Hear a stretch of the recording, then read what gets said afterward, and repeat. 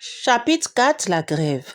En classe de 5e, à l'entame des cours, les professeurs s'étaient lancés dans un mouvement de grève pour protester contre leurs mauvaises conditions de travail et de logement. Le quartier prof, habité uniquement par les professeurs qui vivaient dans d'imposantes villas, baignait dans le noir. Point d'électricité, et ce malgré les nombreuses promesses des autorités. Tous les matins, les élèves se rendaient à l'école dans l'espoir de recevoir des enseignements. Durant 2 semaines, leur présence dans les classes ne changea rien à la donne. Les professeurs poursuivaient sereinement la grève. Chacun y allait de son commentaire. Certains, pensant que les professeurs exagéraient et se préoccupaient trop de leur confort personnel au détriment de l'avenir de ses enfants. D'autres soutenant que le rang social des enseignants réclamait un minimum de considération. Par conséquent, il était inconcevable qu'on les laissât travailler dans ces conditions moyenâgeuses. Un matin, l'on apprit que les élèves du collège devaient se rendre à l'école sur invitation du président du comité de solidarité des élèves, CSE. Cette réunion était annoncée comme décisive. Le moment était venu, semble-t-il, de situer les responsabilités et d'agir. Mes chers camarades, comme je vous le disais tantôt, certaines personnes jouent avec notre avenir. Je dirais même qu'ils violent notre droit à l'éducation. Toute personne a droit à l'éducation, stipule l'article 26 de la Déclaration universelle des droits de l'homme, DUDH. Nos professeurs refusent de dispenser les cours au motif qu'on les a volontairement privés d'électricité. C'est vrai qu'il est inadmissible, inconcevable pour des fonctionnaires de leur rang de travailler dans ces conditions. On peut donc comprendre leurs revendications. Mais voyons plus loin. Que font les autorités de la ville pour gérer la situation? Je pense qu'il faut que nous montrions que nous avons notre mot à dire dans cette crise, car je le répète, c'est bel et bien de notre avenir qu'il s'agit. Nous allons donc nous rendre à la sous-préfecture pour demander des comptes au premier représentant de l'État. Camarades, je compte sur votre mobilisation. Vive le président de la République, vive la Côte d'Ivoire, vive l'école ivoirienne. Ces propos du président du CSE provoquaient des cris de joie suivis d'une longue salve d'applaudissements puis de sifflements qui duraient 5 minutes. Les élèves se congratulèrent bruyamment en se jetant dans les bras les uns des autres. Le soleil avait déjà fait des tiers de son parcours quotidien. Il riait de tous ses rayons quand tout à coup il baissa ses paupières et fit la moue. L'atmosphère devint aussitôt lourde, puis surgit de nulle part un tourbillon qui balaya la cour du collège avec une rare violence. Ce vent impétueux et inattendu dansa frénétiquement autour des jeunes manifestants avant de s'évanouir dans l'atmosphère. Effrayés, ces derniers se dispersèrent puis se regroupèrent aussitôt pour prendre la direction du centre-ville. Une fois sur place, les jeunes manifestants prirent pour cible les forces de l'ordre et les agents du service d'état civil de la sous-préfecture. Une pluie de pierres s'abattit sur le toit de l'administration et les infortunés fonctionnaires se réfugièrent dans leur bureau qu'ils fermèrent à double tour. S'étant rapidement ressaisis, les forces de l'ordre rispostèrent avec du gaz lacrymogène et des balles à blanc. Une débandade générale s'installa parmi les jeunes manifestants qui se dispersèrent dans un sauve-qui-peut total. Des cris et des hurlements de douleur des fuyards rompirent la quiétude de la ville. Les meneurs des contestataires furent traqués jusqu'à leur dernier retranchement. Il était à présent 16 heures. Le soleil resté maussade toute la journée cherchait à cacher ses rayons derrière les habitations. Les clameurs s'étaient tues. Corboli essuyait ses larmes. Corboli pensait ses plaies. Peut-être pleurait-elle ses enfants sauvagement battus par la police et la gendarmerie. En ville, les rumeurs couraient que les forces de l'ordre entraient dans les concessions pour en extirper les vandales.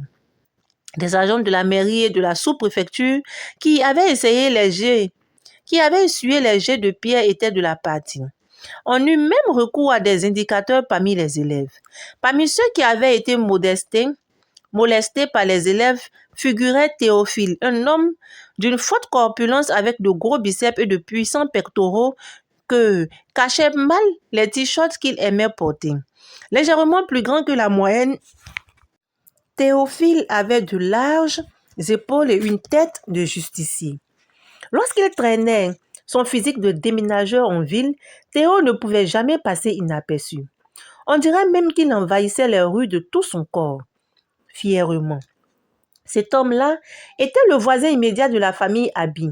Il venait souvent plaisanter à la maison. Il connaissait donc Bruno et Awassa. Le lendemain de ses mouvements d'élèves, assis dans la cour pensif, Awassa observait les va-et-vient des agents de force de l'ordre dans les rues. Son pauvre cœur se mit à battre la chamade. Bruno, qui était étendu sur une natte, pouvait entendre ses rapides battements. Soudain, Théophile fit irruption dans la cour. Tel un aigle royal, il fendit l'air et s'abattit sur Awassa et son compère. Les deux garçons étaient tellement frêles qu'il les empoigna, puis les coinça l'un contre l'autre par la ceinture de leur culotte. Leur gigotement ne se réussit pas à les défaire de l'emprise du puissant Théophile. Ils suppliaient, rien n'y fit. Théophile était déterminé à livrer ses enfants à la justice, convaincu qu'ils n'étaient que de dangereux vandales. Tante Clémentine, depuis la cuisine, fut alertée par leurs cris et les lamentations des passants.